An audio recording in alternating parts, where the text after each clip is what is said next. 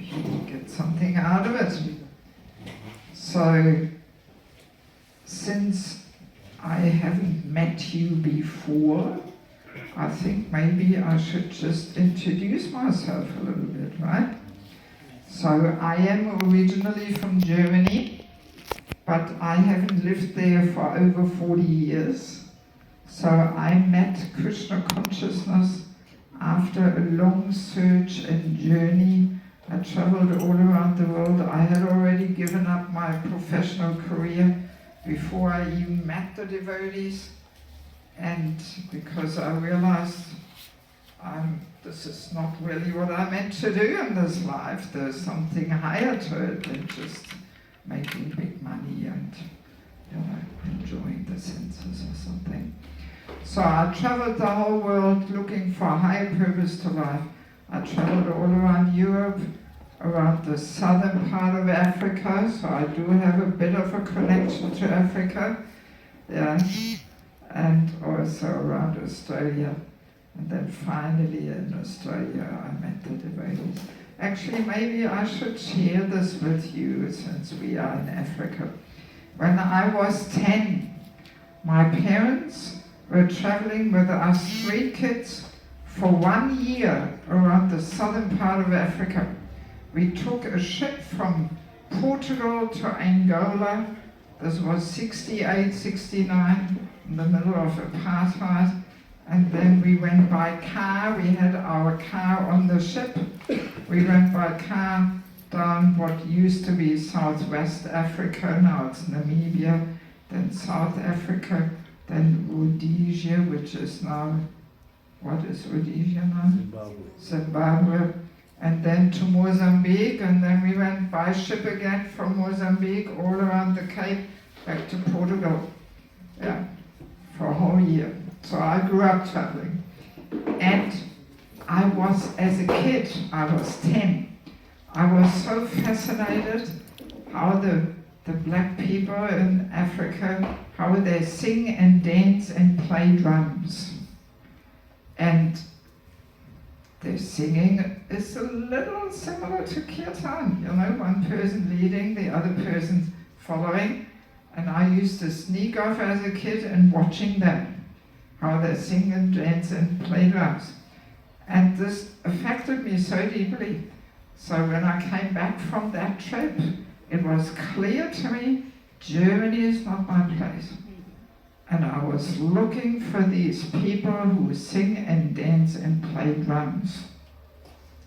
And it took me a while until I found them.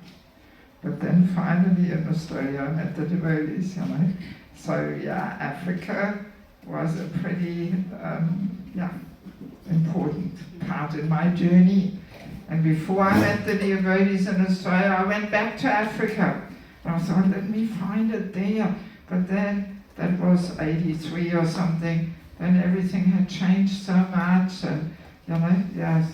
And then I met some nice people there. They told me, go to Australia, because I actually wanted to immigrate to South Africa, But they told me, no, South Africa is politically too disturbed. Go to Australia. So all right, next year I went to Australia. And then finally I met the devotees there.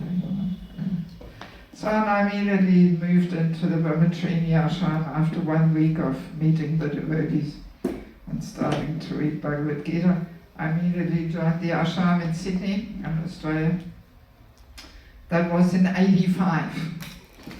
So these 40 years I've been full-time in Krishna consciousness. Hey, you young fellows, come here to the front, please. Don't hide in the back there. I'm a personalist. Please come to the front. Sit here in front of me on the mattresses. Please come. Don't be shy. Oh, they're not following my request. Please come to the front. I like to see all your smiling faces. Yeah, anyway. So I was 4 years in the Brahmacharya ashram in Sydney, getting the training and solid education in Krishna consciousness. Yeah. And then I was married for 10 years And at that time we pioneered the first more organized temple in the former Soviet Union. It was very adventurous pioneer work. We started from nothing, no building, no deities, no spices, no saris. We bought some curtains for the women to wrap themselves up in the saris. Yeah, and in a short time, people came from all over former Soviet Union, and we had about 65 brahmacharis, 30 brahmacharis. Ooh, it was buzzing, Yeah, I learned a lot of things in that time, very adventurous time. So then, 1999, my husband decided to take a break from me and Krishna consciousness, and he left.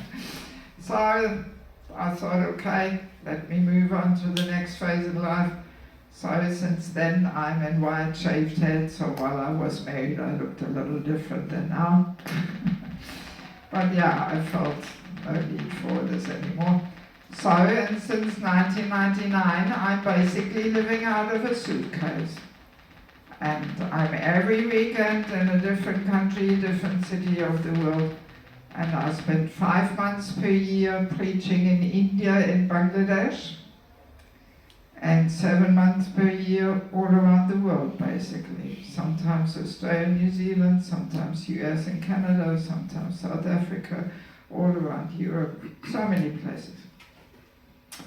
And let me share a few little words about Bangladesh, because Bangladesh, of course, I know we had a bit of turmoil there last year. I'm sure you heard about it. But it is a very special place. Bangladesh is East Bengal. It's a place where most of Mahaprabhu's associates come from.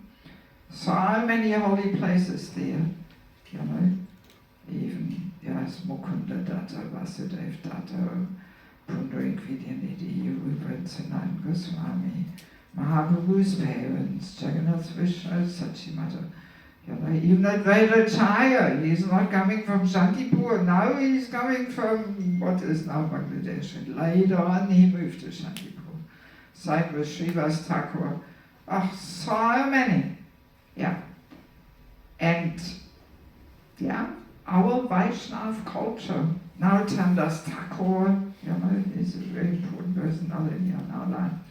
So, and the Vaishnav culture has been so preserved in Bangladesh, amazingly, more than anywhere else in the world. Yeah.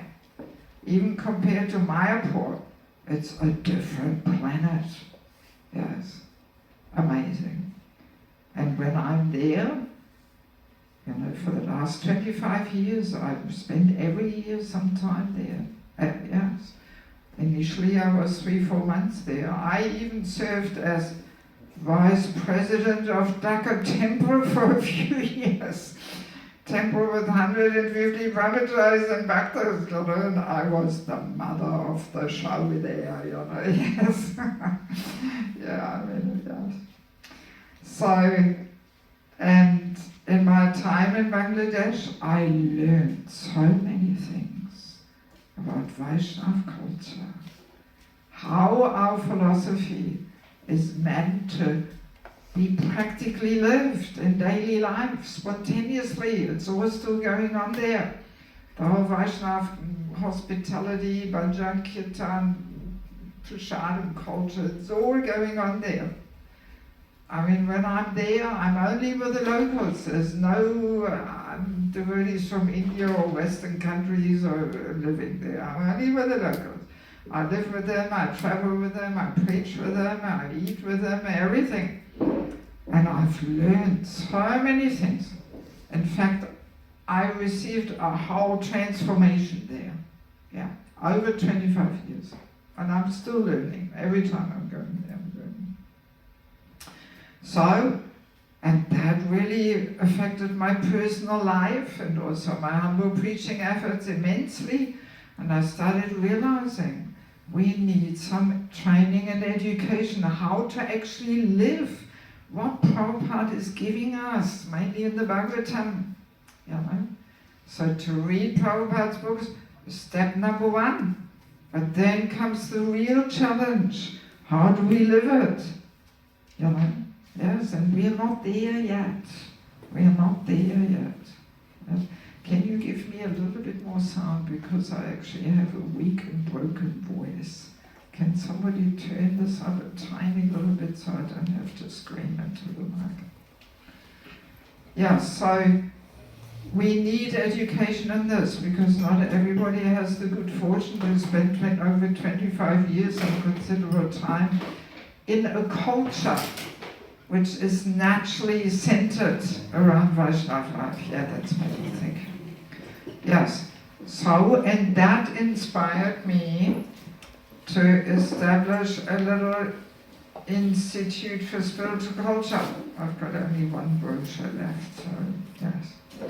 I established a little institute for spiritual culture, and I'm based in Mayapur. Mayapur is the only place where I stay longer than 1 week. Everywhere else I'm just boom, boom, boom. Yes. So I spend every year 3 months per year in Mayapur, and I teach all different courses there. How to practically apply. What I'm trying to do is to make Prabhupada's teachings practically accessible to people. Yeah. Because in the Bhagavatam, we know Prabhupada was always saying Bhagavatam is the law books for the next 10,000 years. But sometimes we need some complementary literature to understand how to live according to the law books. Right? Yes. So yeah, that's why I put all these courses together. And now I'm putting all these courses in book form. So at the end of our little session here today, I will tell you something about each book, hoping that maybe some of you will feel inspired to get some, especially, preachers, people who train devotees. Many temples all around the world, they use these books for devotee training, because each book is a 15-hour course. So you're getting a whole package here of course materials, and all you have to do is read a few chapters, take some notes. Prabhupada's books, Prabhupada's quotes are all in there. Every second page you've got a reference to Prabhupada. And for me, no use to write anything if it's not based on Prabhupada. Yeah, that's my mood. Yes, and I'm trying to unpack what Prabhupada actually says. For example, Bhagavatam is full of statements about Vanapasashram, right? It's full, strong, clear statements. But yet, where is it? Hasn't manifested yet. Yes, I call it the forgotten ashram. People are not even planning for it. They have no concept what it actually means, because the whole statements are all spread out over 12 cantos. So what I'm doing, I'm collecting them all, putting them in systematic order, elaborating, unpacking them with examples, guidelines, principles, and so we understand, because many people think, Vanapasashram, not for me, how can we live in the forest? No clue, but we extricate the underlying principles, and we can live this anywhere. In Hong Kong, in New York, in Nairobi, it doesn't matter where we are, we can invite these underlying principles and practice them. Yeah, so that's just a humble little example of what I'm talking about, that actually things, we are not there yet in really living what Prabhupada is giving us. And it's very natural, it takes a few years to get there, not a few years, a few generations. A few generations. And in regards to Vanapasashram, I'm making this joke. Prabhupada says 50. We should take Vanapasa. So ISKCON is 50 now. Let's understand the importance of Vanapasa. Yeah, so ISKCON is only 50. So it will take some time to really apply all these principles that Prabhupada is giving us, But yeah, I find it exciting to be some tiny little part of the whole mission of really living what Prabhupada gives us, Even let's say Grihastha, the fact that we have such a high divorce rate in ISKCON makes it very clear our family life is not an ashram. Ashram, there's no divorce. Yes, yes.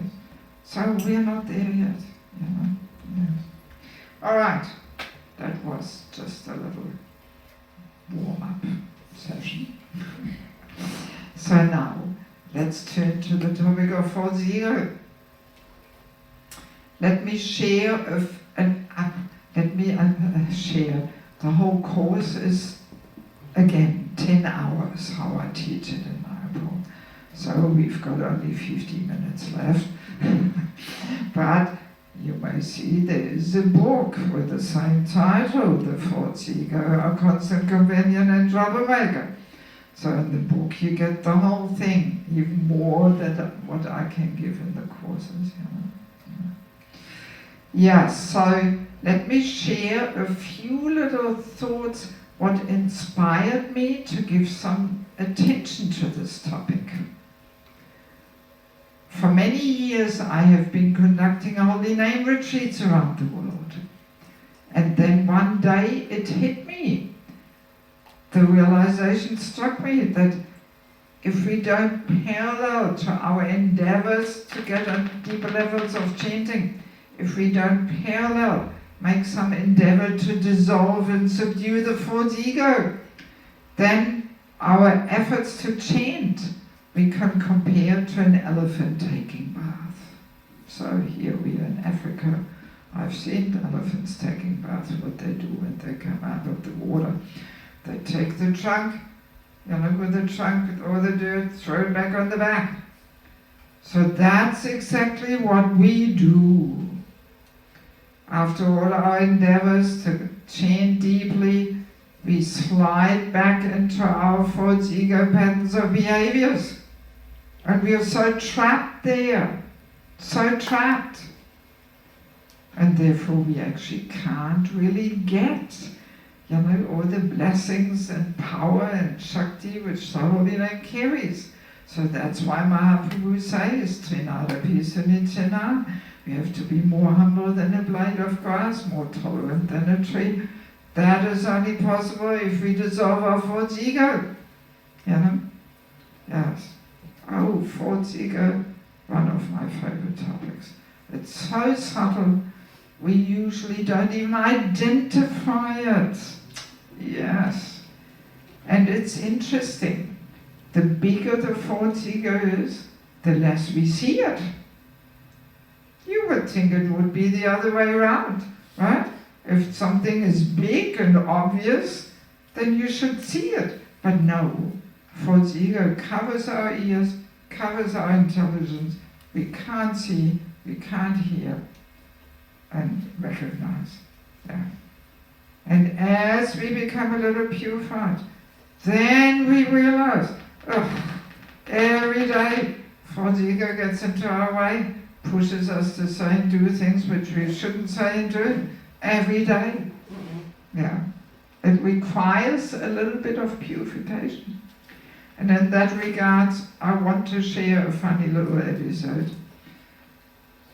I know one lady, her false ego is so prominent and dominant, and as a result she always gets herself into arguments and tension with people.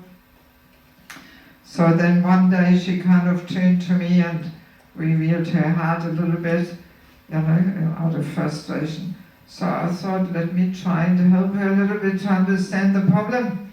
So I was very careful because I know the false ego doesn't like to be poked or tickled or whatever, So I simply said, well, our false ego always gets us into trouble. That's what I said. And her response, she was laughing. Oh, come on, false ego, what's that? I don't have that. I thought, oh my God, how is it possible? A person is tortured by their false ego, and they laugh it off, and they think, false ego, what's that? I don't have that. I was shocked.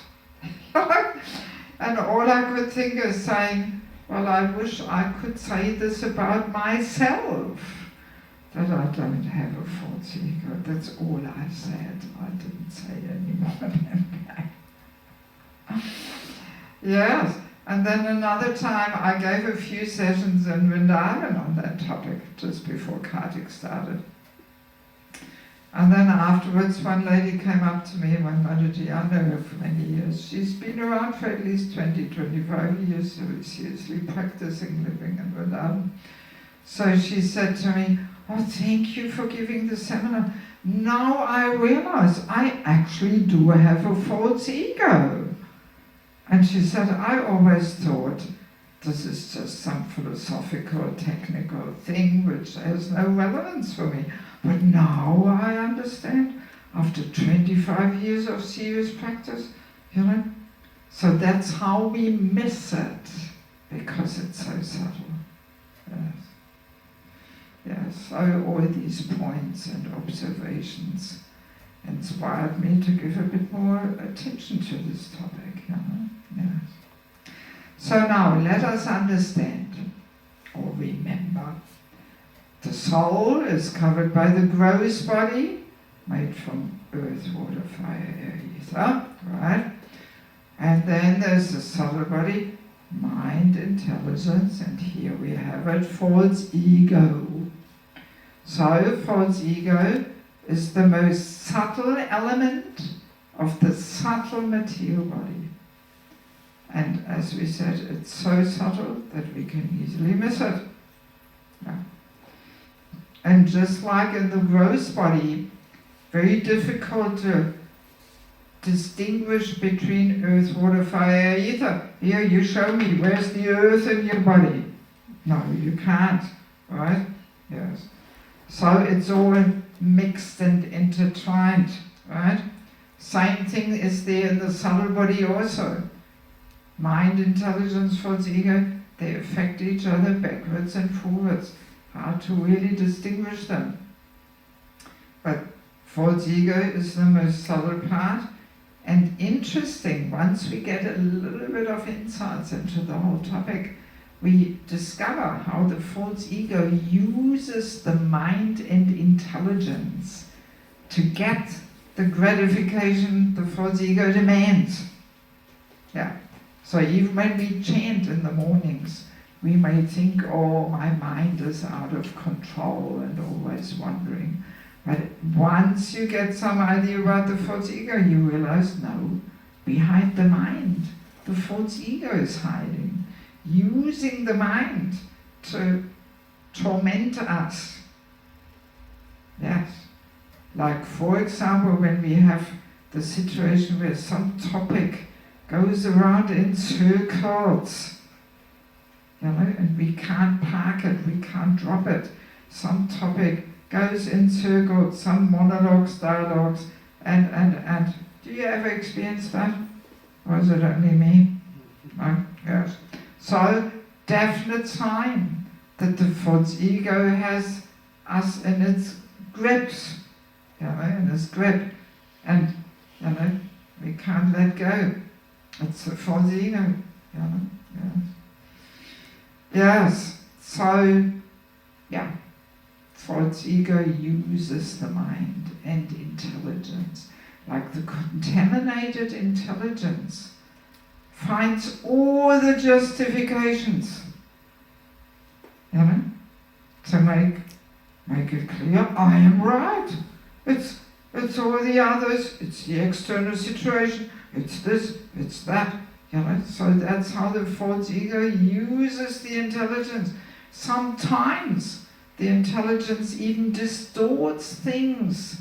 You know, sometimes, for example, let's say two people have some conflict, you try to serve as the mediator. And you hear one side, you hear the other side.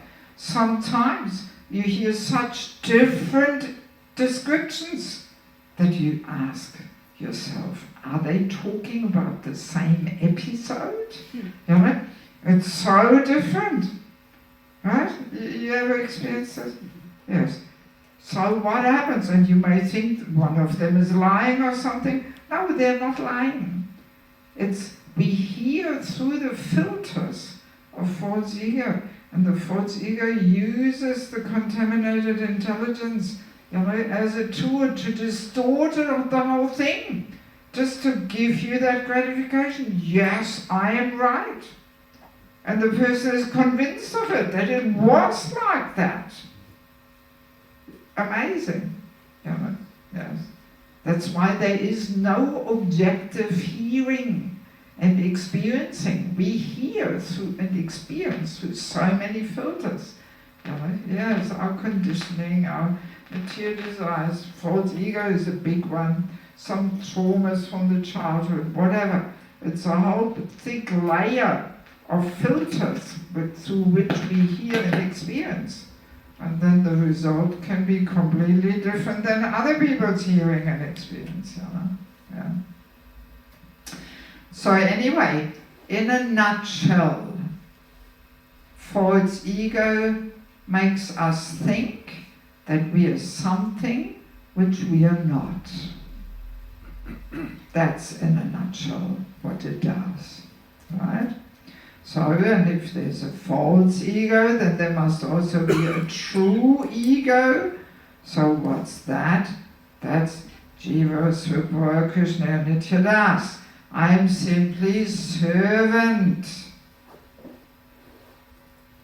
It's easily said. We finish every message with you a servant, but not so easy to realize that we are simply servant. Actually, just the other day, I would say, where one of the leaders asked me, so Mataji, what's your position? What's your title? And I said to him, servant. And he made big eyes. Really? I said, oh, okay. Yes, so that's our true position, servant. Yeah. So, but we think ourselves to be something which we are not. And interestingly, it starts at the youngest age that the false ego makes us think to be something which we are not. So I remember once I was visiting one family. Their daughter was 1 year at the time. She couldn't talk, but she could walk. So while I was sitting in the lounge room talking to the parents, she was bringing all her toys to the lounge room. And I didn't think it was such a remarkable thing or something. But then the mother said, she's showing off her toys because you are here. And I thought, oh my God. That's when it starts, already at young, at 1 year of age. Can't even talk, but the showing off is there. Oh, look at my toys. My toys are so special, and that's why I am so special, because they're my toys. So that's already the false ego whispering in our ears there, yeah. And it even starts before 1 year of age, Anybody who has kids knows how, sometimes kids make tantrums and want to get their way and have these ego battles and want attention and be at the center and so that's all false ego stuff, Yeah, so I'm a boy, I'm a girl, I'm a good boy, I'm a bad girl, I'm useless, hopeless.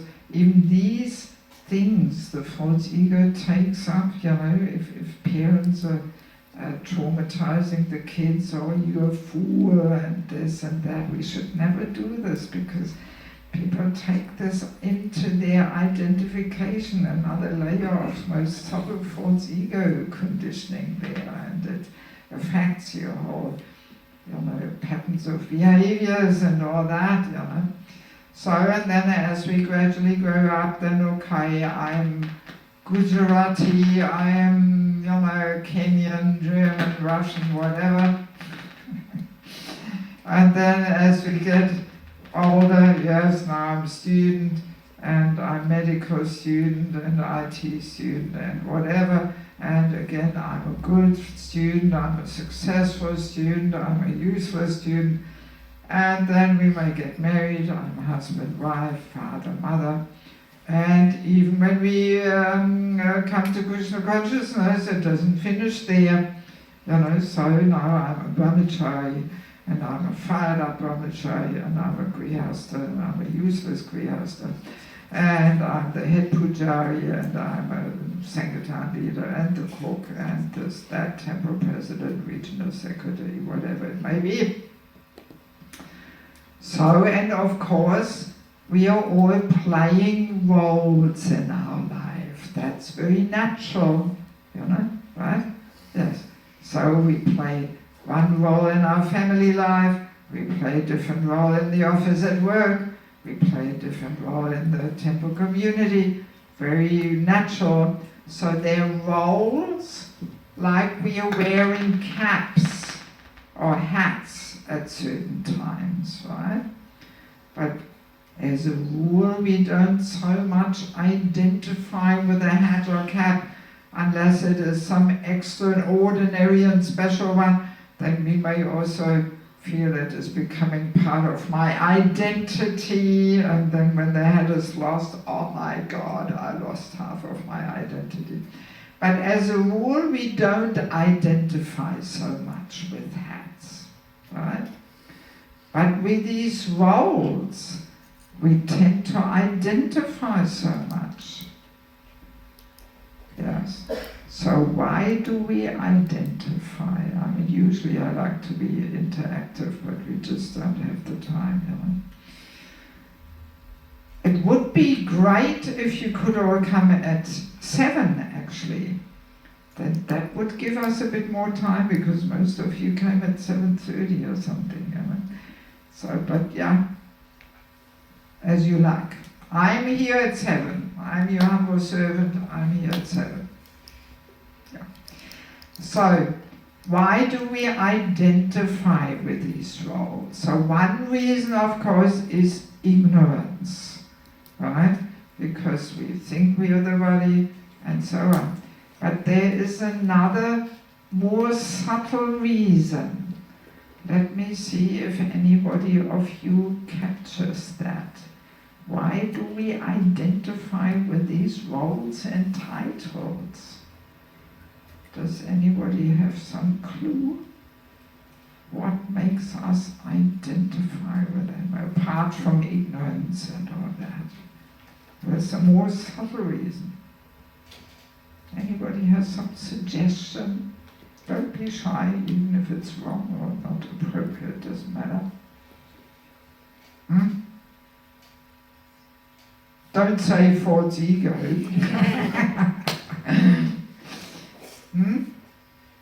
Attachment. Attachment to what? Well, let me help a little bit. What are these roles and hats? What do they do?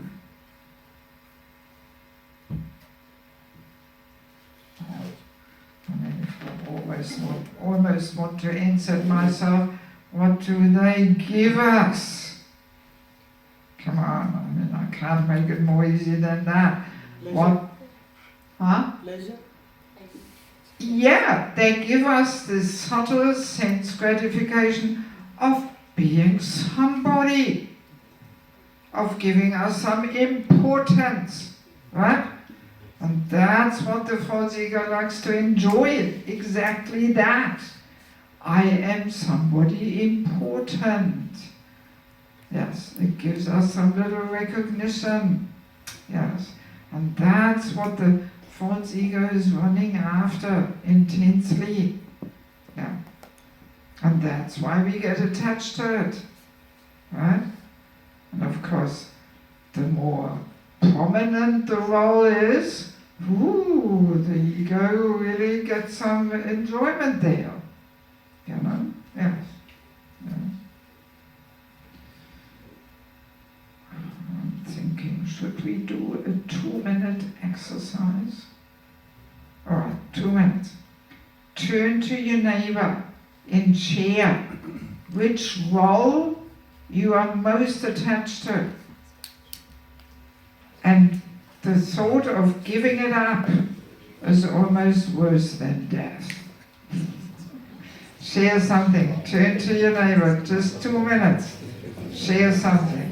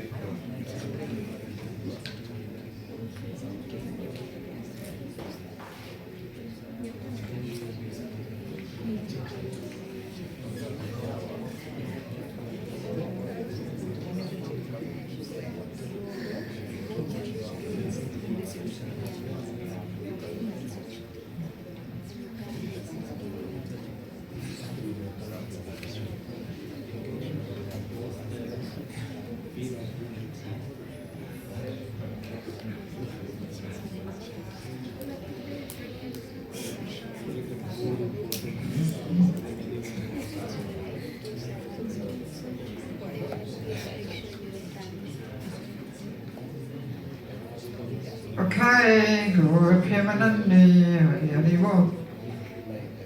So, Hare Krishna. They're so inspired to share, they don't even want to stop. Hare Yes.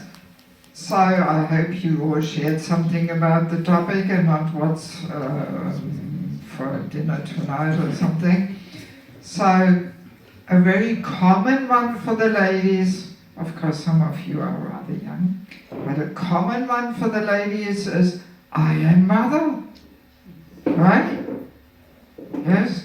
Oh, that's a deep one. And often we can see, when the kids are 16, we are meant to take off this I'm the mother's hat. And we have to put on the I'm the friend now hat. But often it's so difficult for mothers, even if the son is already 45, still she has to tell him what to do and control him and instruct him and correct him, right? Some of you are laughing, maybe you are experiencing this even when you're 50 or what. The mother is still there, she can't stop being the controller. And yeah, very difficult to let go and say, okay, my time is up. Now we have friendship. Yes. Or I don't want to poke anybody here, but often, I've given this seminar with a whole big bunch of brahmacharis in saffron there.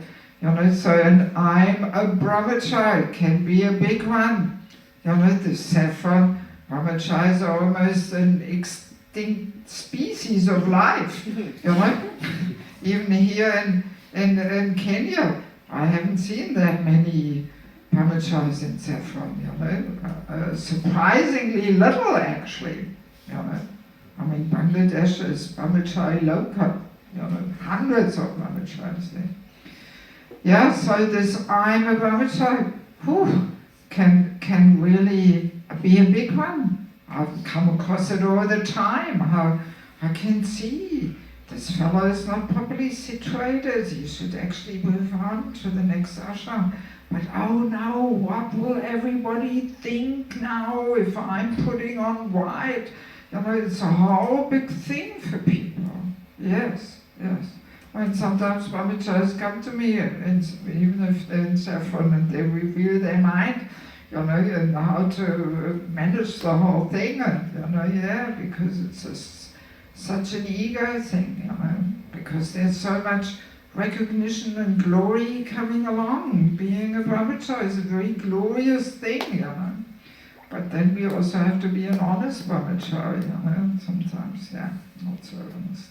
But anyway, and of course different titles, positions, and so on. This gives. Once, let me share this. Once I was speaking to one person, I won't say who and what and where and whatever. But person in a very high position, because I have a bit of a personal relationship with that person. We were talking, and there was this thing in the air that the person would have to maybe give up that position. So, and I was saying, well, you know, there's life beyond being ... I'm not going to say what. So, but then the person said, yeah, you're all right, but who am I then? What am I? I said, well, Vaishnava, servant. Yeah, okay, but still want me to, who am I? My God, I didn't say anything more, because the person is more senior to me, not my position to preach to them about the false ego or something. So I didn't say anything. But yeah, people can just fall into an identity crisis when they have to give up a position. Yes, it's happening. And all these observations also, I'm scratching my head here thinking, well, the Shastra is promising detachment and all that, and, but where is it? We're missing something here, Yes. See, I'm coming from medical background, so I'm in the habit of making the diagnose here, and what's the treatment, and are we taking it, yes. Yeah, so we can fall into an identity crisis, because we identify with something which we are not, Yes. Yes. In the Bhagavatam, Prabhupada gives this wonderful analogy. He says life in the material world is like a nonsensical stage performance. I really like that one. Prabhupada's combination of words is sometimes so unique and special. I mean, that's a good enough reason why everybody should learn enough English to read Prabhupada's books in English, because they're so special and unique and sweet, and if you translate, you lose it. It's like changing money. Every time you change, you lose. So the same thing there is with translation. Every time you translate, you lose, I never read the Bhagavatam in German. Oh my God. It all sounds weird and strange to me, It's not, for me, it's not Prabhupada, yes. And sometimes there's weird translations also, and sometimes completely wrong, because it was translated so many years ago. So anyway, nonsensical stage performance.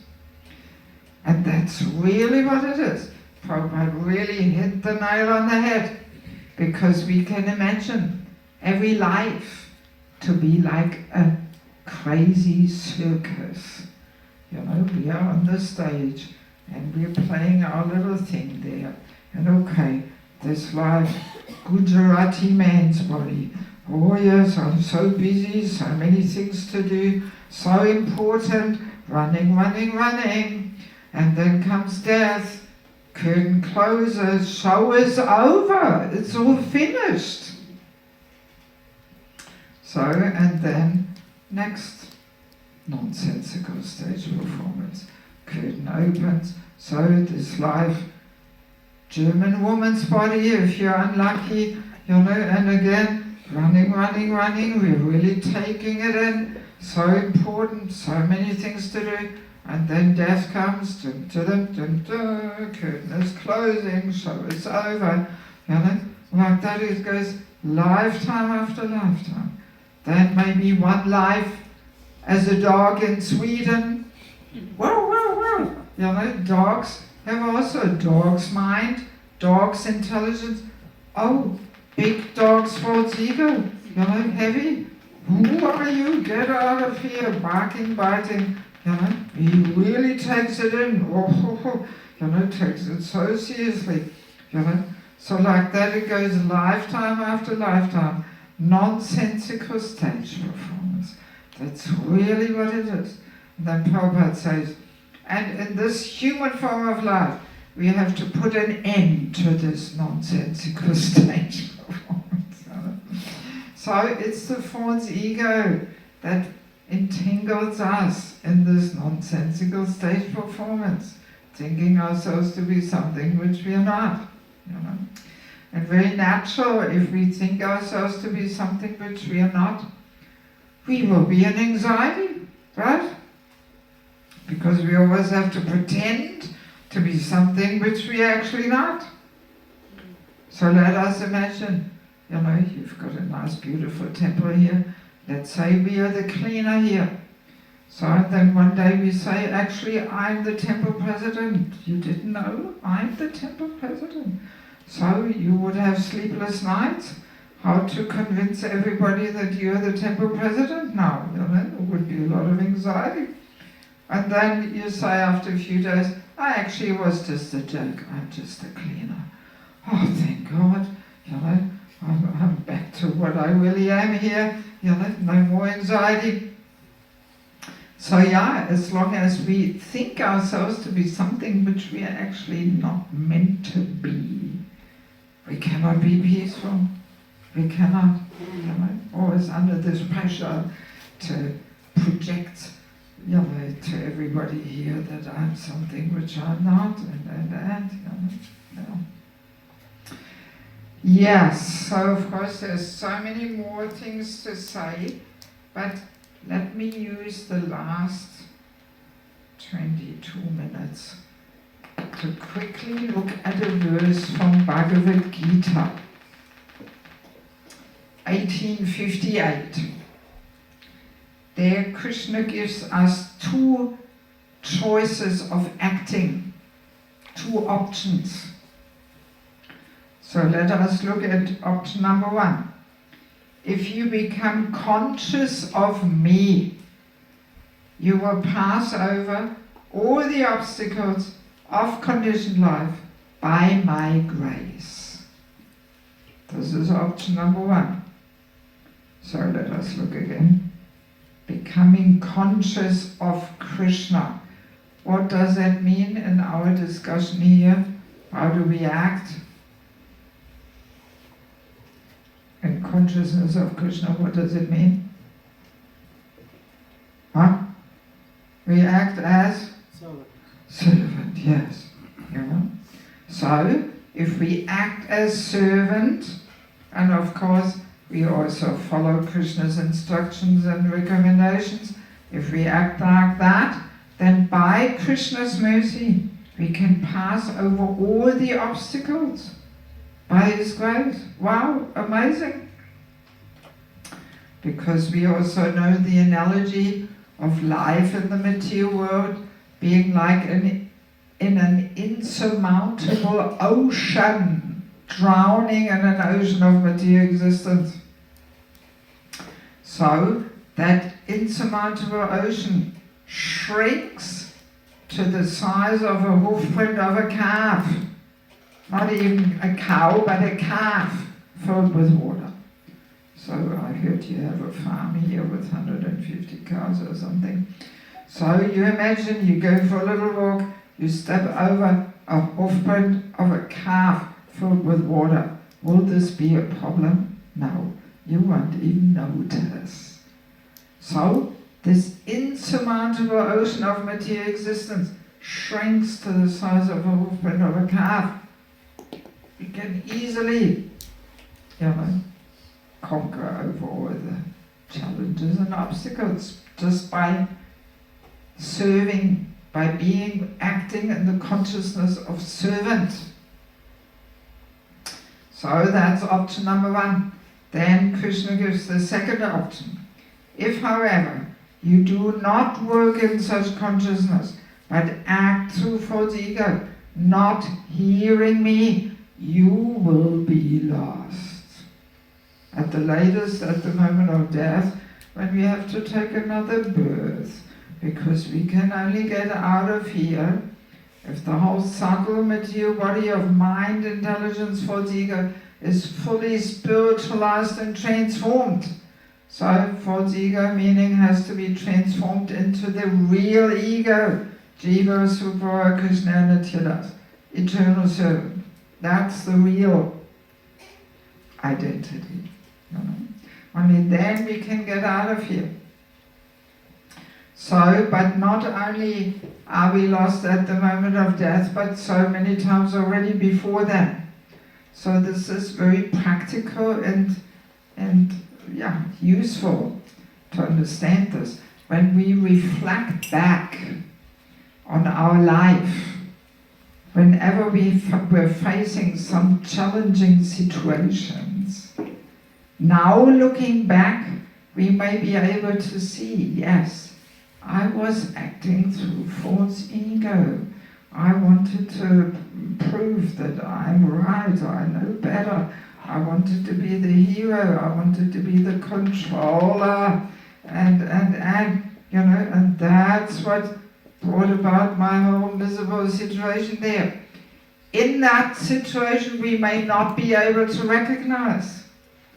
But looking back, hopefully we got a bit of purification in those years, and then we see, oh yeah, of course I had to go through some suffering here, because my false ego created my miseries here.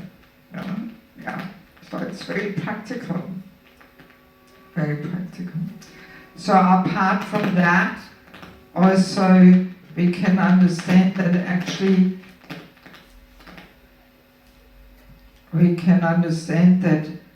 being servant solves any problem actually.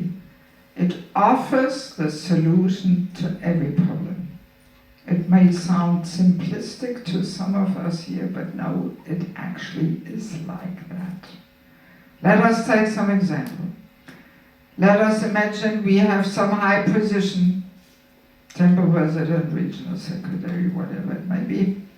So, and then one day one high authority comes up to us and says, oh Prabhu, we were thinking maybe somebody else should do this service. So if we are in the mood of servant, can somebody stop this noise, or do we just have to tolerate it? It's kind of getting more and more prominent here. Is that maybe the battery which is running out or something? Whatever. So, if we are... Yeah, I have bad karma with cordless mics, you know. Radha Krishna. Yeah, so if we are truly servant, then this will not be a problem, you know, that somebody else takes our position. We will simply say, yeah, sure, all I want to do is serve.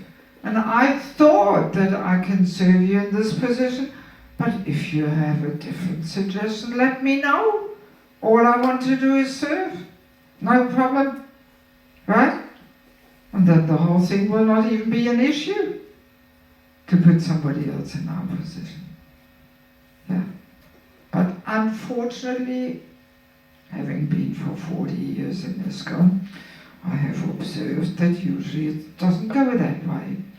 And it can be a whole big drama, whole politics start, this, that. Oh, I know temples where, you know, one community split in half or even in thirds, you know, because one person doesn't want to give up their position, and then they move out with their followers, and oh my God, you know. Yes. So often it is a whole big battle just to, you know, humbly request somebody else there to do that service, you know. Just a simple example. Or let's say, yeah, I mean, we don't have so much time, let's keep it at that. I think it is pretty clear to understand. So whenever we're facing some challenges, again, we can do that little exercise. We can make 2 steps back and we look at the situation. What is happening here? Am I actually servant? Or am I trying to be the enjoyer, or the master, or the controller, supreme controller? You know? And if we are a little introspective and honest, we can see, yes, I'm actually not servant. That's the root cause of the whole problem. You know? Yes. Now, sometimes, if not to say most of the times, we need some help in this introspection. Because as we said, the more prominent the false ego is, the less we can identify it.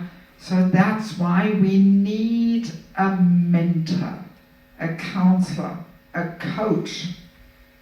Yeah. Especially in regards to all these subtleties. False ego, envy, we have a discussion on Sunday morning. You know, these things are often so subtle and the false ego blocks our vision and we can't see it. So we need this more experienced, well-wishing friend in our life who has no other interest except our spiritual journey and who we want to be corrected by. Yes. We all need somebody in our life who we want to be corrected. Yeah, yes. So if we don't have that, we lead a risky life. Yeah, yes. So mentorship. We have a session on that on Tuesday, and there's also a book on that whole topic. Yeah.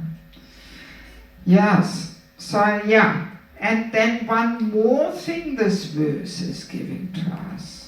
One further insight, that there's not only two ways of acting, but there's actually two motivating forces. Yeah. So, in material life, there is this ambitious false ego motivating force. I want to become a doctor, lawyer, whatever it may be.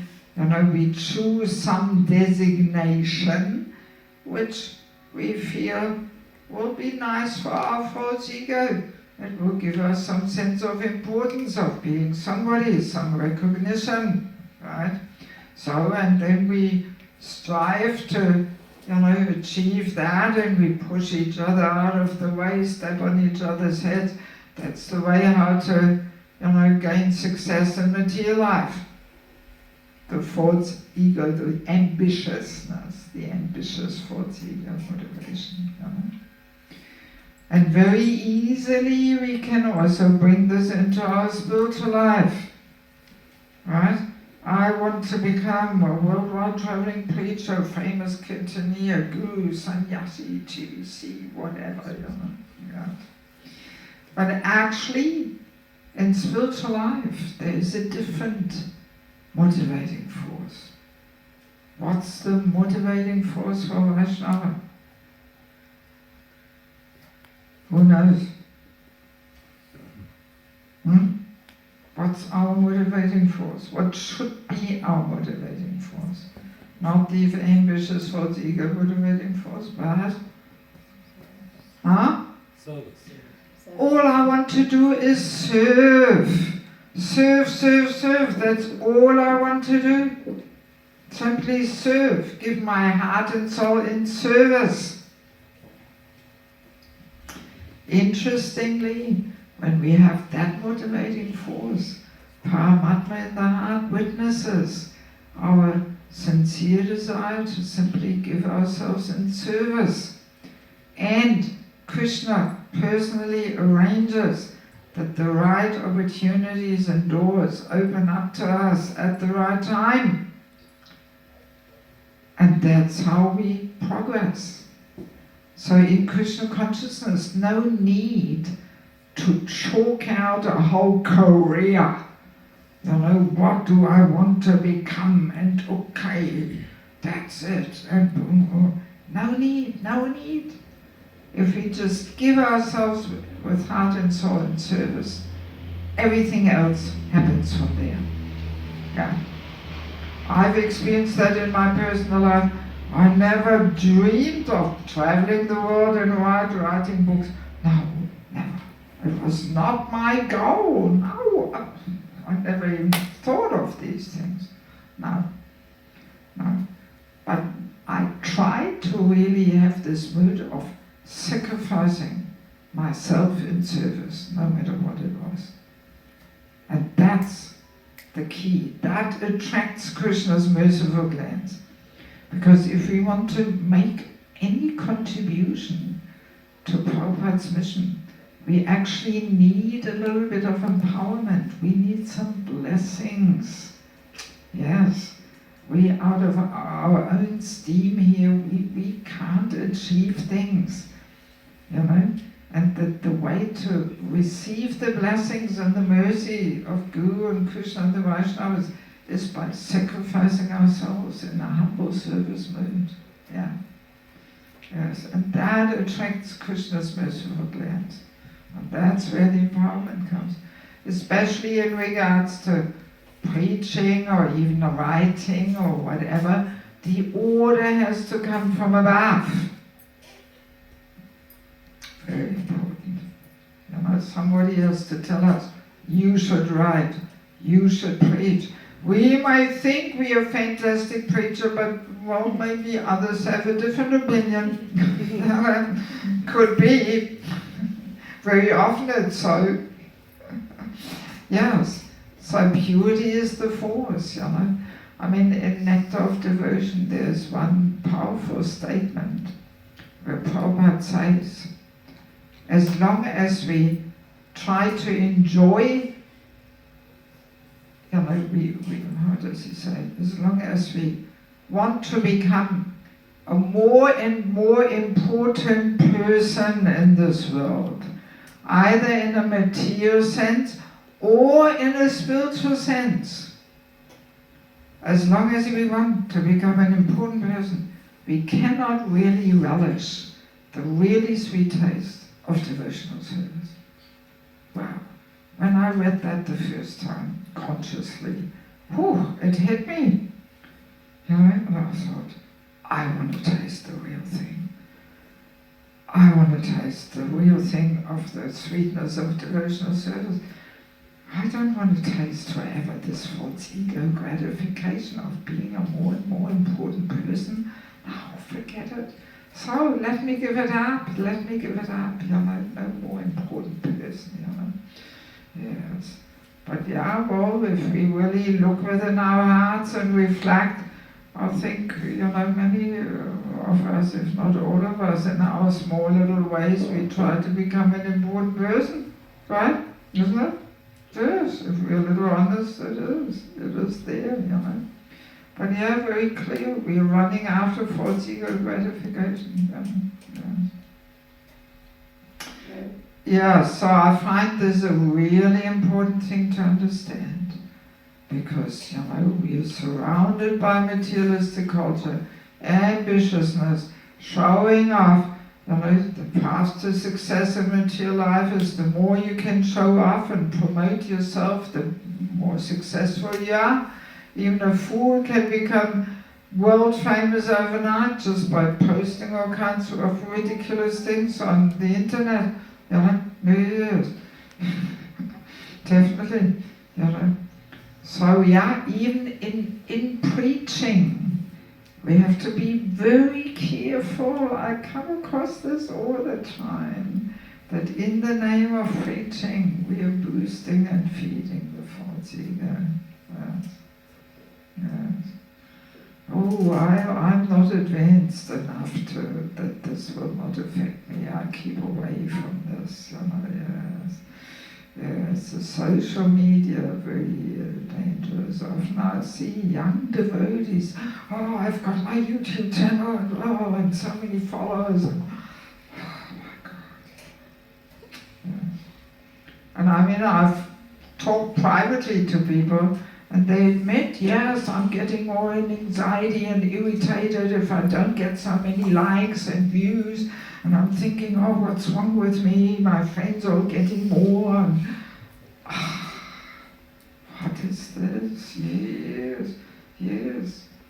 And once one pretty senior devotee asked me, so Mataji, how many followers do you have? And I didn't even understand what he was talking about. You know, I said, me, followers? I don't know. You know, I'm not into followers. We always recite Shikshastikam, I don't want any number of followers, but here we are, we're running after followers, all in the name of preaching, very nicely packaged, it's all for preaching. And once one devotee told me that his counselor, his mentor, told him to close his YouTube channel. And I thought, Jai, finally somebody recognizes this trap.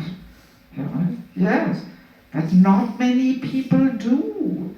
Not many people, mentors would recommend, stop your YouTube channel. No, it's all for preaching. Let him preach. People don't recognize. Yes, that's how subtle the false ego is. Bhaktisiddhanta Saraswati Thakur instructed his disciples not to put a picture of him on the altar in public. And he said, while I'm in this world, you can't do this. This will not be good for my false ego, he said. Only once I'm gone, then you can put a picture there. Of course, Bhaktisiddhanta doesn't have a false ego. He's truly servant through and through. But why is he saying that? To instruct us. Even posting a picture of yourself feeds the false ego like anything. Oh, the whole world sees me, yes, all in the name of preaching. What's happening? Big trap. Yes. So yes, servant is the path of success. Just wanting to serve, and then Krishna empowers, Krishna arranges, and it's very practical. If we really give ourselves in service and we're responsible and dutiful, that will attract more service, more responsibility than our seniors and authorities see. Oh, this person is pretty responsible. Let us give him a bit more higher tasks here. So it's very natural. We don't have to be ambitious. Yeah. But just to balance it a little bit in the last couple of minutes, false ego has also some little good function there. It's not all bad. Because at least it gets us going. It gets us moving. So we can say, yes, false ego has to be transformed and given up, but not too quickly. Because if we give it up too quickly, before we have cultivated a service mood, we just drown in tamaguna and laziness and we don't do anything, Because in our beginning stage, the false ego motivation is stronger than the motivation of, I want to serve Krishna and his devotees. That motivation force hasn't been cultivated yet so strongly, So alright, at least initially it gets us going, but we have to transform. Let's be clear on that. And Grihastha life, for example, needs this I, me and mine. Yes, a Grihastha needs that sense of ownership. This is my house, my family, my kids, my car. That makes him responsible. Yes, but then the purifying duty is to give in charity, to receive guests in your home. Then it's not always only mine, but you open your doors and so, and that's how we get the purification gradually by chanting, hearing, and the whole package deal there. But yeah, family life needs that ownership. I mean, it's almost Krishna is tricksing us, with a false ego to get us serving. Even for ladies often, I see it when they're in the ashram, 5-hour service, so difficult, but then when they're mother and wife, yes, of course, for my husband, for my kids, I'm flying, I'm baking, I'm doing so many things. But for Krishna, oh, I'm tired, I can't do it. You know? So it's like Krishna's fixing us, you know, so to get us going. And then hopefully, gradually, eventually, we will have that same enthusiasm to sacrifice ourselves for Krishna and his devotees as we have that willingness to sacrifice ourselves for our family, you know. All right, 8:30. Well, yeah, I'm not sure if we want to ask for questions. Might just get a bit late. I mean, yeah, if you want some question time, let's start a little earlier. You know, just quickly take darshan at 7 and come over, and then we have time for questions. 1 hour for these deeper topics is always a little short, and especially first session I have to introduce myself a little bit, but that we don't have to repeat tomorrow. So let me just quickly, by the way, tomorrow we have the power of forgiveness that's very much connected with today's topic. It's based on the false ego. So yeah. So please come back tomorrow, you know, and then maybe we can have more time, or we can have time for questions at all. And then if you have some questions about today's session, we can talk about it tomorrow. So let me quickly tell you something about these books. And it's not that it's, because they're my books, false ego. Now I feel such a burning urge to get these topics out into the world, because they're all really good topics, you will see. Spiritual Culture, Krishna's Divine System. This book is, actually when I published the book, I wanted to call it Man and Woman More Confused Than Ever. That's the contents. Illustrating very clearly what Prabhupada says. Man and woman are equal on the level of the soul, but on the level of the body, they're so different. Completely different natures, qualities, because we are meant to play different roles. So when you read this book, you will be very clear how this man-woman equality puts the whole human society upside down. Yeah. Prabhupada says it all. Yeah. And the whole book is actually about women. We women play a very important role. We have a powerful Shakti. A woman can bring the very best out of a man, or she can ruin his life and destroy him. That's the power of a woman. So we women have to learn how to use this Shakti. Yes. So every woman who wants to have harmonious relationships with men in her life should please read this book. Very good for young girls. Once the girls are 12, 13, they should read this. And it's nice to read. I put so many nice stories from Bangladesh. That's where I learned all these things. You know, and I'm illustrating it, and wow, it's quite a revelation there. And also for the men, you know, don't think it's only for the women. No, in India, Pune, Chowpatty, Hyderabad, they all use this book as a handbook for brahmachari training. Yes, that they understand very clearly this whole gender confusion and what role we are meant to play. And if the role of woman is misunderstood, the whole human society goes down to hell, and that's what we're having now in Kali Yuga. You know, yes. So quite interesting and thought-provoking reading, and very useful.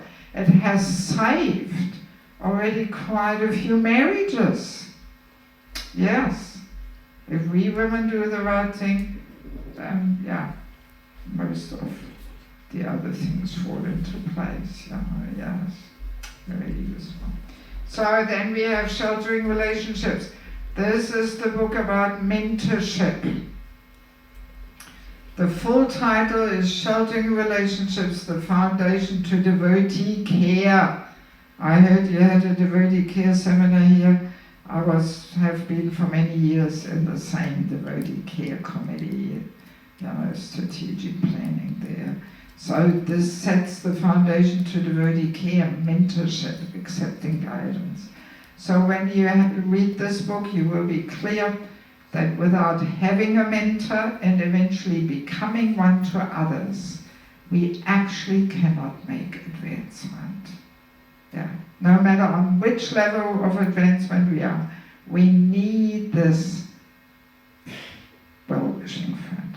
I always like to give the example of Baldmarch in the forest there, getting attached to the deer. His problem was he didn't have a mentor.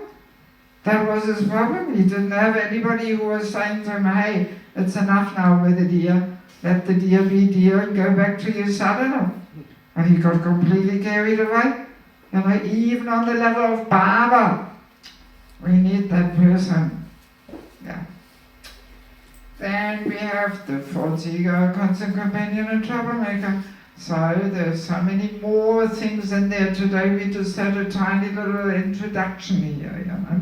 There's so many rules of Vaishnava etiquette which help us to dissolve the false ego. There's the 5-step thing, internal work, how to recognize, how to let go, and there's a whole chapter on chanting the holy name. Because the chanting is very instrumental in dissolving the false ego, but we have to know how to chant. Yes. So there's like a summary of our holy name retreat, basically. Yeah. Gives quite good tools and insights. Yeah, we don't have a chanting session here in Nairobi. And the other ones we had deepening our relationship with the holy name also. So now, entering the Grihasthashram. This is a handbook for matchmaking. Kenya needs a matchmaking committee, I think. Already in these few weeks here, I met quite a few girls who really want to get married and should get married, and nobody helps them.